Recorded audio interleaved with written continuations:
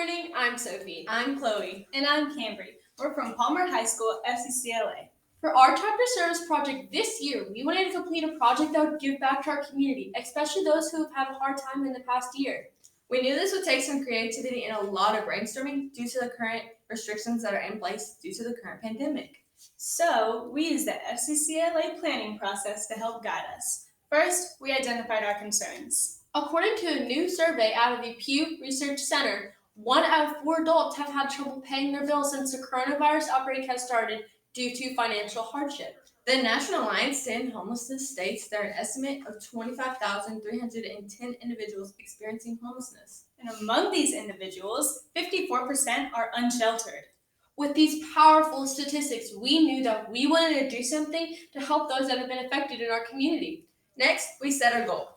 We wanted to help community members that may have been affected due to the coronavirus. We wanted to do this by collecting items that may be difficult for them to buy due to lack of funds, and something that would also be important to both their friends and families. We knew that we had many resources available to us to be able to achieve our goals, including the content learned in our Human Growth and Development class, Maslow's hierarchy of needs, and the basic needs for development. Maslow states that needs lower down in hierarchy must be satisfied before individuals can attend to needs higher up. We connected our process to the 4th FCCLA purpose, which is to encourage individual and group involvement in helping achieve global cooperation and harmony. We feel that the purpose and the goals of our project signifies our effort in achieving global cooperation. By making sure we help provide those in our community that are either homeless or struggling with basic needs, such as warmth during the cold winter months.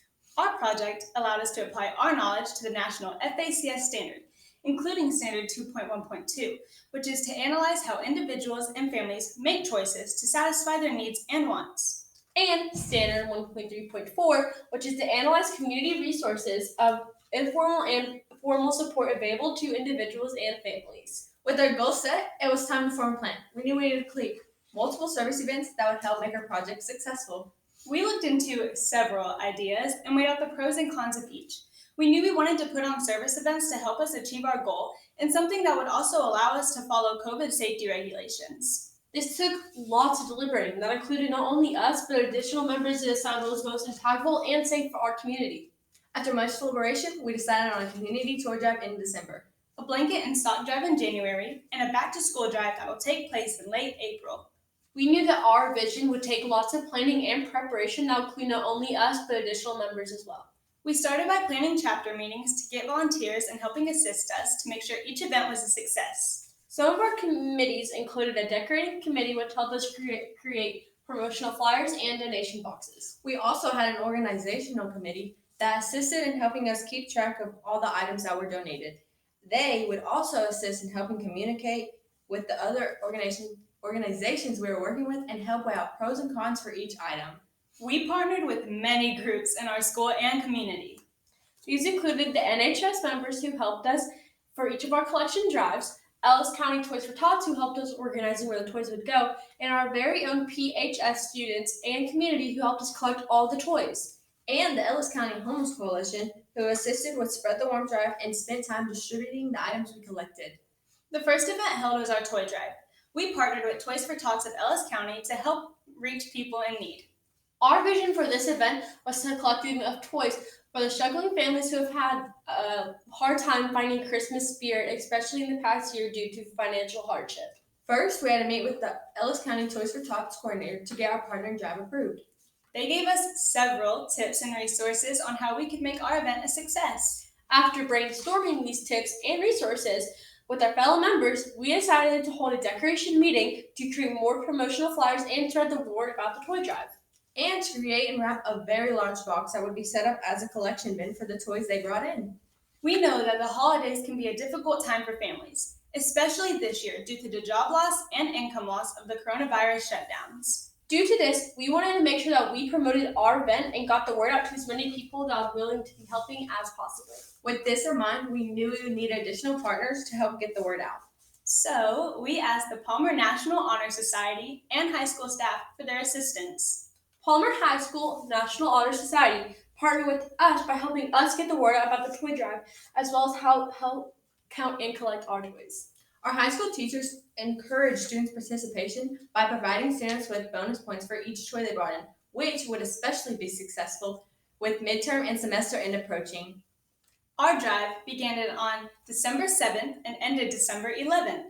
We chose these dates to be sure that we would have plenty of enough time for us and Toys for Tots to get all the toys collected, organized, and distributed right in time before Christmas. Unfortunately, we had a couple roadblocks during this time of the toy drive. On December 10th, our school went virtual to students due to the lack of staff out with COVID and not enough subs to fill in. This greatly concerned us, seeming we only have 2 days left for our drive, and we haven't even collected near the amount of our goal. We discussed our concerns with our principal, and he very graciously offered to send the message out to students and families to let them know that the donation box would still be accessible despite virtual learning. To our surprise, our fellow peers and community members still came out and donated dozens of toys days before the drive ended.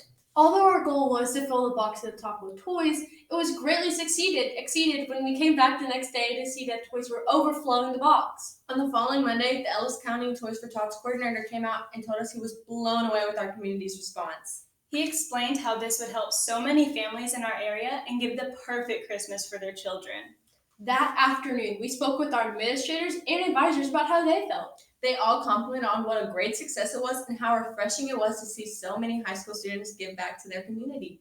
The main suggestion for improvement was that we should start our drive a week earlier in hopes that we'd get double the amount in 2 weeks rather than 1.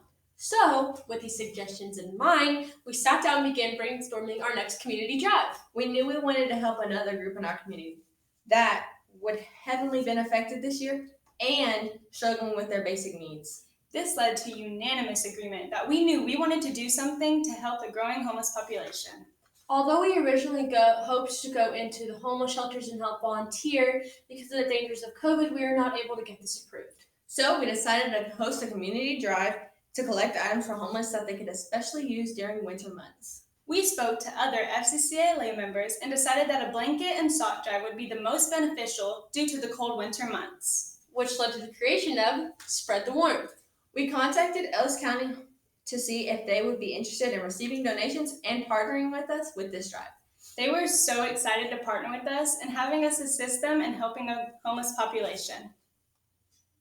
So we decided to start the drive right away to get as many warm supplies to them as quick as possible. We began promoting Spread the Warmth to our community and invited National Honor Society to help reach the word to as many people as possible. We held this drive from January 13th to January 22nd. Our hope was that this additional week would help us get as many supplies just in time for our community drive. We had an overwhelming response to the blanket and sock drive and collected over 250 items. We were so excited to see all the smiling faces on the organization when they came to pick everything up. They told us what a blessing it would be for all the families to receive them. Since we had so much enjoyment in helping our community this past 2 drives, we now have another drive planned in late April for a back to school for struggling families. At the beginning of the year, we budgeted $50 for our community service projects. Due to all the generous donations from our peers and community members, we spent a total of $0 on both the Spread the Warmth drive and the toy drive. This leaves us with $50 left for any future supplies for our next drives. Through the analysis of the feedback of our community members and partnerships, we are very excited about the impact we made on our community this year. And the impact that we hope to keep making through annual events. Thank you. Do you have any questions? Okay, what was one skill that you learned or improved upon during your project that you will use either in school next year or in your future career? Something I definitely think that we learned this year was to be able to coordinate events to help people, not only in our area, but just people in general, and also how to communicate with organizations better. I think that's definitely something that's going to help us in future projects and in our future lives. Okay, what obstacles caused challenges in your work and how did you address them? Due to the COVID precautions, we were not able to go to the actual shelters or drives to help them in person, so we have now used virtual and helping them from a distance.